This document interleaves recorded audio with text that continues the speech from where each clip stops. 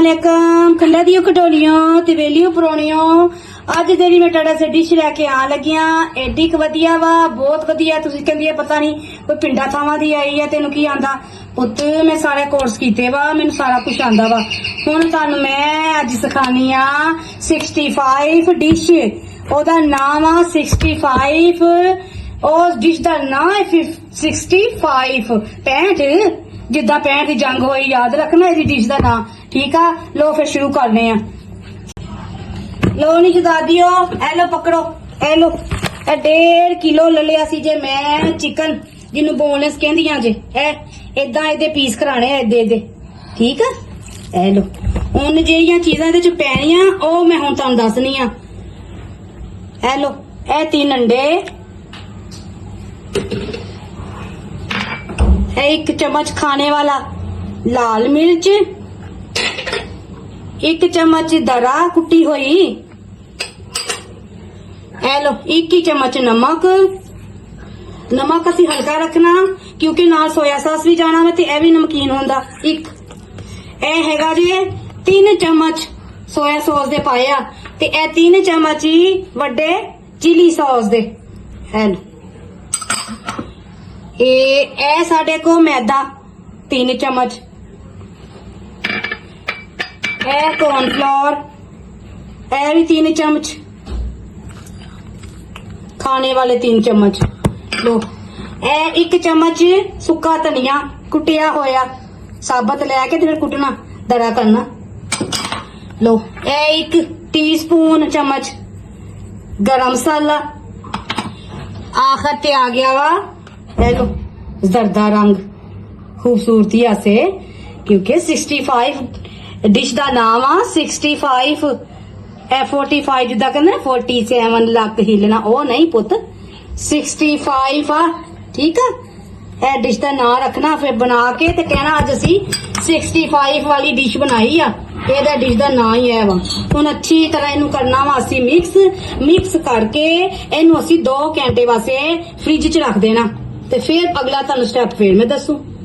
तक्को छदा दियो ए देखो मिक्स कर लिया वा ते इनू हुण असी ना ए ला के ना कवर ए वाला कवर ठहरो खोल लईए ना ए तक्को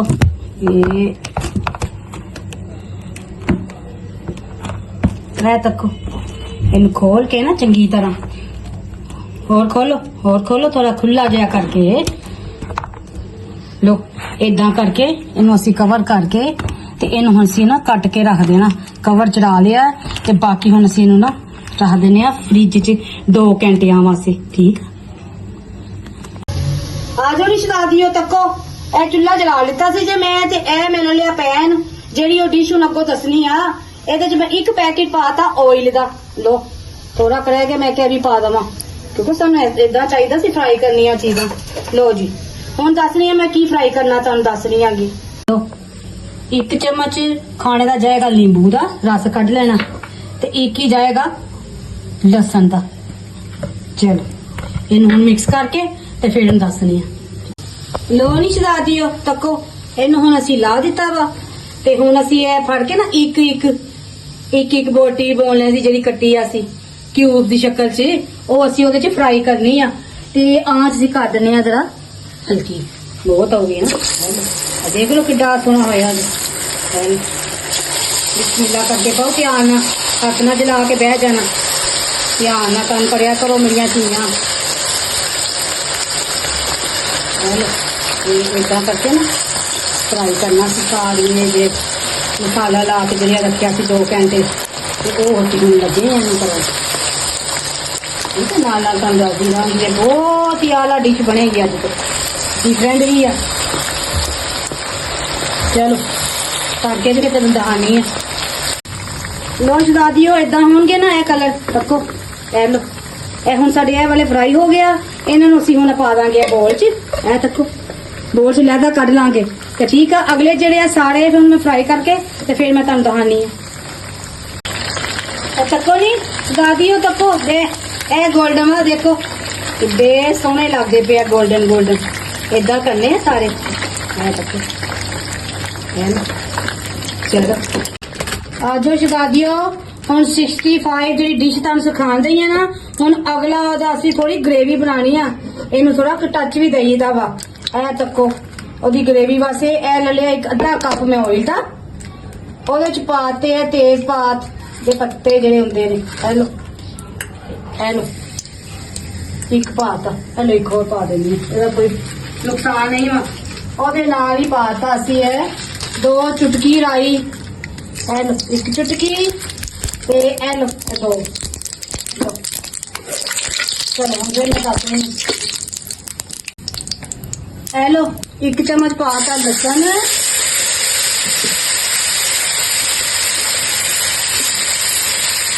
ਇਹ ਲਸਣ ਜਰਾ ਕਰਨਾ ਵਾ ਅਸੀਂ ਪਿਓਰ ਤੇ ਥੋੜਾ ਨਹੀਂ ਪੋਤਾ ਕਰਨਾ ਵਾ।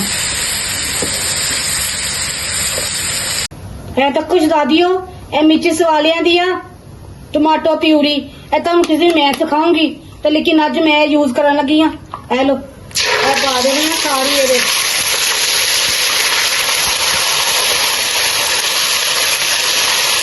ਇਹ ਤਾਂ ਸਾਰੀ ਪਾ ਰਹੀ ਹਾਂ। ਇਹ ਤਰੀਕਾ ਤੁਹਾਨੂੰ ਦੱਸੂਗੀ ਮੈਂ।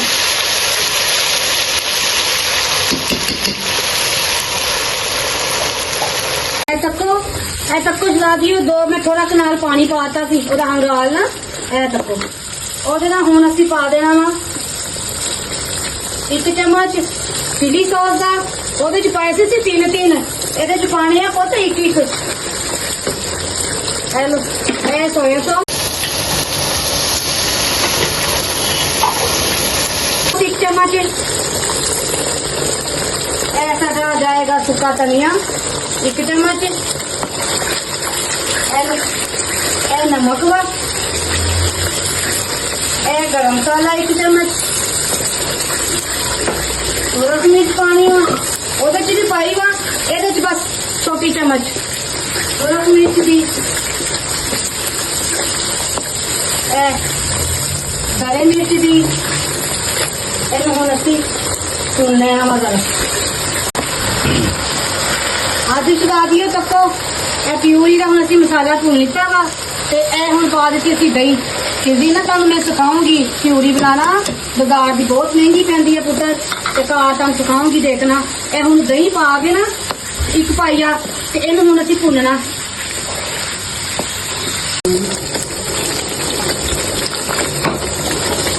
लो जला दियो तको हल्का हल्का पानी छड़ दे जो देखो है तको। ते हुण असीं पा देना अपना चिकन जरा असीं तैयार कीता वा। ते लो बिस्मिल्लाह बिस्मिल्लाह करके पाओ अल्लाह बरकत पांदा। ते अज दी डिश कमाल बननी है ते बहुत ही लजीज होनी है। 65 आ डिश का ना तुहानूं बार बार मैं दसदी हाँ। हैरान हो गया सुन के लेकिन कमाल दी डिश वा। लो ऐदा करना ठीक है। ऐदा अच्छी तरह मिक्स कर देना है ना। चल लो तक्को छा दियो थोड़ा पा देने पानी क्योंकि बाजारों मिलती बहुत गाढ़ी जी होंगी है। ए देखो लिक्विड थोड़ी है पतली पतली बनानी है। चपातियां रोटियां जिहदे नाल तुसीं लाइक करो चावल नहीं कर सकती जे जिद्दां तुसीं बेहतर करो। है थोड़ी क ग्रेवी रखनी है। हुण असीं इहनूं ढक्कन दे के दम च रखने आ ते फिर तुहानूं डिश आउट च मिलनी है। मैं देखना लो नी चदा दियो आ जाओ तको किड्डी सोहनी डिश वा। उतो देखो डिश आउट किड्डी सोहनी कीती आ। ए एक किस्म दी साडी ते इंडिया दी मंचूरियन जे चिकन मंचूरियन। एदे नाल चावल बनाओ एग फ्राइड राइस चाहे तुसी एदे नाल उबले चावल बनाओ ते दुबाला तानू मजा आ जाएगा इन्ना क वधिया। ते देखना टाटा पैर गिट उच्चा पैर हो जाऊगा जिड्डे खानदान जिन्नू तुसी खवाओगियां ते ताड़ियां तरीफां दे पुल बज जाणगे मेरियां धीआं। देखना ताड़ी बहुत तारीफ होएगी। ते लो हुण जांदे जांदे मेरे चैनल सबसक्राइब करो चैनल दा बटन दबाया करो अगे शेयर करो ते अपना बहुत ख्याल रखना। अल्लाह हाफिज।